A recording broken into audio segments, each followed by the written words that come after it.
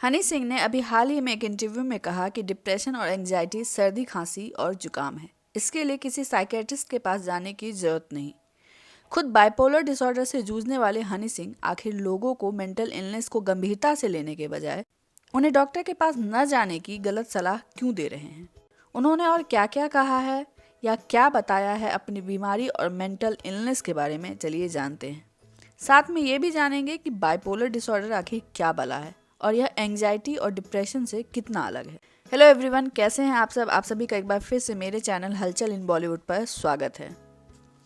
हनी सिंह इधर कुछ दिनों से अपने मेंटल इलनेस के बारे में हर प्लेटफॉर्म पर बात कर रहे हैं, लेकिन उनके रीसेंट इंटरव्यू से ऐसा लगा कि वो अभी भी अपनी इस बीमारी को या इससे जुड़ी अन्य बीमारियों को गंभीरता से नहीं समझ पा रहे हैं। उन्होंने अभी हाल ही में दिए एक इंटरव्यू में बताया कि उन्हें नहीं पता कि उन्हें बाइपोलर डिसऑर्डर कैसे हो गया। उन्हें यह समझने में कि उन्हें कोई मानसिक परेशानी है 4 साल लग गए, फिर उसके लिए सही डॉक्टर ढूंढने में उन्हें 3 साल लग गए। हनी सिंह का मानना है कि वो वर्कोहलिक थे, अल्कोहलिक थे, स्मोकिंग करते थे, पागल थे और सोते नहीं थे, इसलिए वो बाइपोलर डिसऑर्डर के शिकार हो गए। इन सारी चीज़ों ने उनके दिमाग को बुरी तरह से अफेक्ट किया। हनी सिंह कहते हैं कि वो काफ़ी हंसोड़ और फनी किस्म के इंसान थे। वो लोगों को हंसाते थे, इसलिए एंजाइटी और डिप्रेशन का शिकार होने का तो सवाल ही नहीं उठता। ऐसे में उन्हें बाइपोलर डिसऑर्डर कैसे हुआ उन्हें समझ नहीं आया, और जब उन्हें समझ आया तो उन्हें ये सारे फैक्टर्स इसके होने के मेन रीजंस लगे। उन्होंने यह भी बताया कि उस वक्त वे दिन रात बस अपनी मौत के बारे में सोचते थे, बस मौत की प्रार्थना करते थे।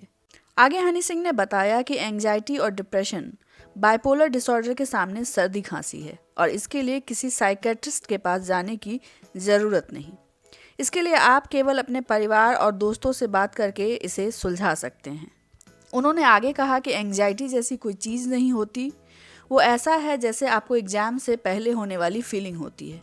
वो माता पिता को सलाह दे रहे थे कि अगर आपके बच्चे को डिप्रेशन या एंजाइटी होती है तो डॉक्टर के पास मत ले जाइए अपने बच्चे को, क्योंकि वो चीज़ें और बिगाड़ देते हैं। हालांकि उन्होंने इसका एक कारण सही डॉक्टर का ना मिलना भी बताया। हनी सिंह जहां खुद लगभग 5-7 साल इस गंभीर बीमारी से जूझकर अपना सब कुछ खत्म कर चुके हैं, वही वो अभी तक मेंटल इलनेस को गंभीरता से नहीं समझ पा रहे हैं और ना ही इसके लेवल्स और लेयर्स को समझ पा रहे हैं। हनी सिंह ने एक और इंटरव्यू में बताया था कि जब उन्हें यह परेशानी शुरू हुई थी तो कई बॉलीवुड सेलिब्रिटी ने उनकी मदद करने की कोशिश की थी। जैसे दीपिका पादुकोण ने उनके पेरेंट्स को अपने डॉक्टर का नंबर दिया था, क्योंकि एक वक्त ऐसा भी था जब दीपिका भी डिप्रेशन से जूझ रही थी। हालांकि वो डॉक्टर हनी सिंह की ज़्यादा मदद नहीं कर पाया, क्योंकि हनी सिंह की परेशानी काफ़ी बढ़ चुकी थी। अब मेंटल इलनेस कई प्रकार के होते हैं और हर टाइप्स को सुलझाने के लिए आपको डॉक्टर की मदद लेनी चाहिए।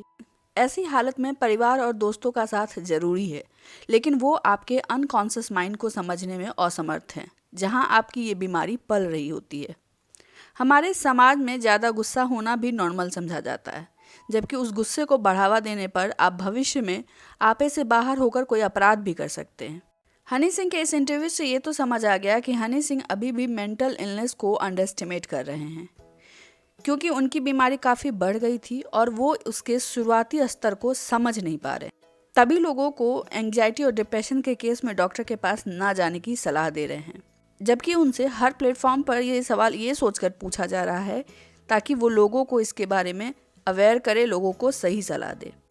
खैर, आज के वक्त में मेंटल इलनेस पर बात करना बेहद ज़रूरी है और इसलिए मैं आपको डिप्रेशन, एंजाइटी और बाइपोलर डिसऑर्डर में फ़र्क समझाने की पूरी कोशिश करूँगी।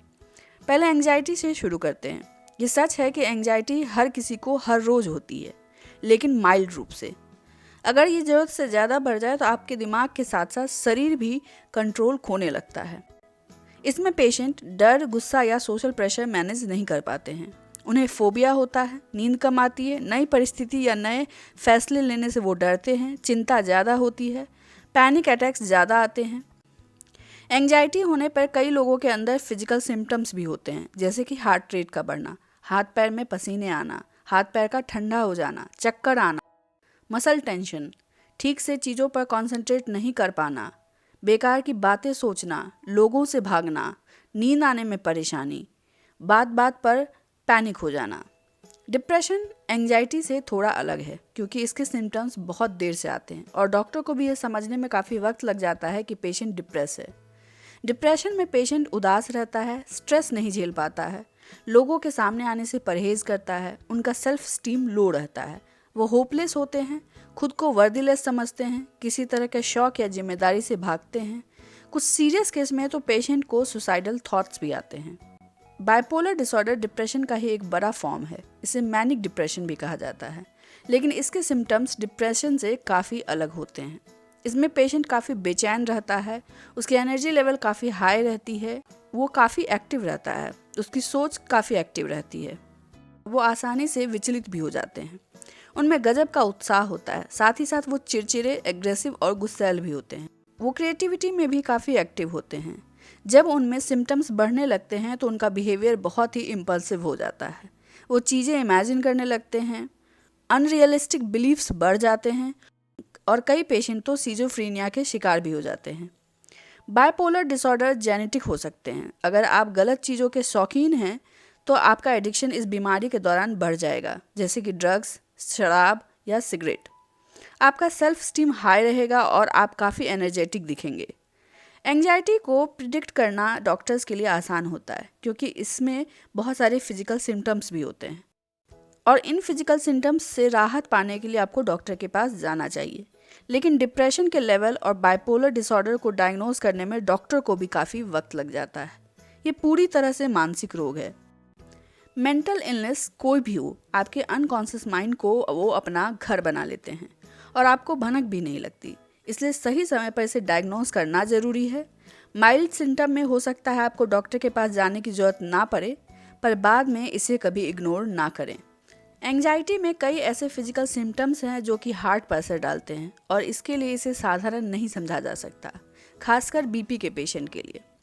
हम सोचते हैं कि हम इसे काबू में कर लेंगे और यह शुरुआती दिनों में संभव भी हो सकता है, लेकिन एक वक्त गुजर जाने के बाद आपका दिमाग अपने इमोशंस और थॉट्स पर से कंट्रोल खोने लगता है, तब आपको डॉक्टर की ज़रूरत पड़ती है। मेंटल इलनेस में सही डॉक्टर के पास जाना भी ज़रूरी है, वरना अगर आपको सही ट्रीटमेंट नहीं मिली तो कई सारे साइड इफ़ेक्ट्स भी भुगतने पड़ सकते हैं। हनी सिंह ने अपने इंटरव्यू में बताया कि उन्हें सही डॉक्टर तलाशने में बहुत वक्त लग गया। उससे पहले सभी डॉक्टर ने उन पर बस दवाइयों से अपना एक्सपेरिमेंट किया। करीब 1 साल पहले उन्हें सही डॉक्टर मिला और अब उन्हें कोई सिम्टम्स नज़र नहीं आ रहे हैं। उन्होंने लोगों से कहा कि अगर आप इस तरह की परेशानी से जूझ रहे हैं तो डॉक्टर के लिए उन्हें डीएम कर सकते हैं। पता नहीं ये उन्होंने सीरियसली कहा या मजाक में। हनी सिंह ने एक लंबे ट्रीटमेंट के बाद वापसी कर ली है। हालांकि इस बीमारी में उनकी पर्सनल और प्रोफेशनल लाइफ दोनों पे असर पड़ा है।